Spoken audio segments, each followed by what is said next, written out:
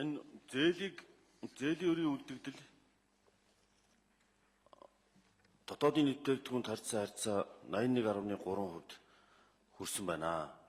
За төсвийн тусгай шаардлагын 55% байх ёстой.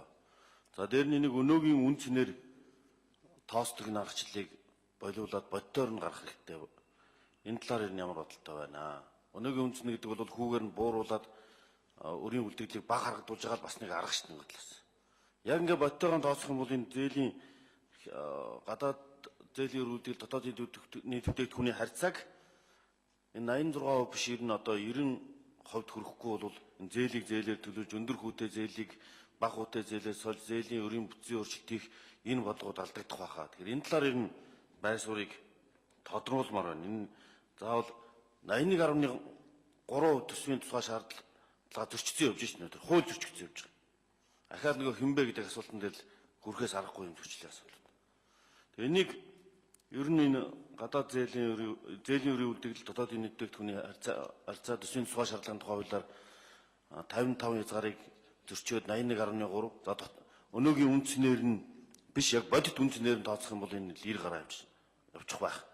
Ийм учраас энийг 90%-аар нь тооцоод бодитойгоор нь өмнөг нэг өрийг тоог гаргаад тэгээ зээлийн хязгаарыг бол дээшлүүлэхээс өөр аргагүй болсон байна.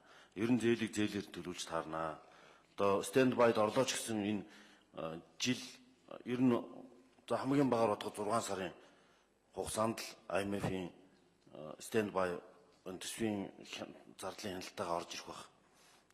Хоёрдугаар нь энэ төгөлдөр бас нэг юм тодорхойлохгүй бол энэ бас энэ сайн хөтөлбөрүүд чинь яг төсвийн их үүсвэр биш банкны зээлийг Монгол банк зээлгэж мөнгөний бодлоготой илүү уялдж байгаа төсвийн зардалт нь бол яг зээлийн хүүгийн зардал нь тэр хөнгөлтийн зардал нь тусч байгаа юу гэдгийг тодруулахгүй бол бас яг энэ эргээд ороогдсон шүү. Энэ бол улсын төсвийн зардал бол биш. Энэ улсын төсвийн хэмжээгээр хэмнэгдэхгүй. Энийг тодруулж хэлж өгөөч гэдэг би бас хүсэж байна. За энэ манай энэ доллар зах үзэгдэл ер нь бол долларын ханш өсдөг сезон биш. Ер нь нийгмийн эдийн засгийн мэдээллүүдээс ер нь яг бодиттой юм аа бас манай сангийн хамныг ч юм уу Монгол банкны 20-30% ярьж байгаа бах. Цаанаа бол нэр жилийн хүнд хүлээлтүүд хүлээгдэж байгаа байх. Дээр нь энэний цаана энэ концессийн далд гэрээнүүд энэ татврын урьдчилгаа энэ өр төлбөрүүд яг бүрэн тусгасан байгаа юу? Түрүүний хэлээд байгаа зээлийн баталгааны олон улсын стандартаар зээлийн баталгаа өрийн үлдэгдэлд орох ёстой. Монгол банкны swap орох ёстой. Тэгээ энэ бүгд яг энэ тоонд бүтэн орсон байгаа юу гэдгийг бас тодруулж асуумаар байна. Swap, улсын үйлдвэрийн газруудын зээл, МЯТ-ийн тэр онгоцны түрээсийн зээл, энэ бүх улсын үйлдвэрийн газруудын зээл болон улсын засгийн газрын баталгаа гаргасан зээлүүд, Монгол банкны swap энэ бүгд маань өрөндөө бүтэн орж засгийн газрын өрийн тоо яг бүтэн зураглаараа гарч чадсан уу? Дараа нь бас нэмээд юм гараад ирэх юм биш үсттэй. Ил доод гаргасан засгийн газрын баталгаа энэ тэр юм байгаа юм биш үсттэй. Энийг тодруулж сууя. За сангийн сайд хариулъя. Чойжсрын гүшүүн. Зондож одрог гүшүүний асуултанд хариулъя. Төсвийн тодтоглоор бид нэр оныг хүлээгч байгааг үүсгэлээр 12 сарын 31-ний үлдгэлээр гэсэн үг 81.3% хөрөхөд гэсэн ийм урьдчилсан тооцоог хийсэн. Энэ тодтоглын тооцоонд ам долларын ханшийг жилийн дундаж ханшин шүү. Жилийн төгсгөлийн ханш биш. 2105 төгрөгөөр авсан. Оны эхнээс аваад жилийн дундаж ханшийг. Бид төсвийн доктортой байдлын тухай хуульд энэ жил бол хуулиар зөрчилсөн байгаа. Өрийн дээд хязгаар маань 55%-аас доош байх ёстой байсан.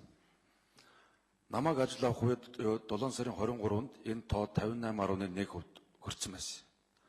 Одоо хүлээгч байгааг үүсгэлээр энэ сайн хувьцаа, сайн хөтөлбөрүүд гихмэд энэ оруулаагүй байсан концессиуд 700 гаруй тэрбум төгрөгийн урд нь бичээд өгсөн векселүүдийг ингээд энэ төсвийн тодтоглоор 16-нд санхүүжүүлээд орно гэдээ явахаар 81.3 орчим хувьтай байх болов уу гэж төлөвлөж байгаа. Гэхдээ бид нар хуулийн дээр бол 88 гэдэг тоог тавьсан.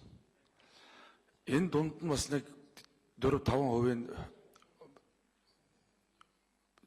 запас авсан.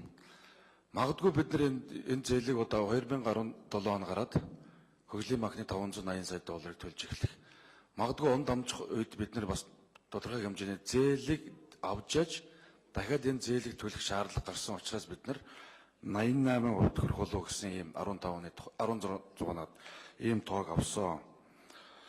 За энэ сайн хөтөлбөрүүдийг одоо төсвийн зардал болохгүй болно гэж бөө маргаан байгаа. Би сая данд уншиж өгсөн. Урдны засгийн газар маань өөрөө засгийн газрын зарлагад оруулж тооцно гэдээ өөрөө засгийн газрынхаа тогтоол дээр бичсэн байгаа байхгүй юу? Цагаан дээр хараа. Одоо энэ дээр бол маргаад байх нэг талдаа ойлголцох хэрэгтэй байна.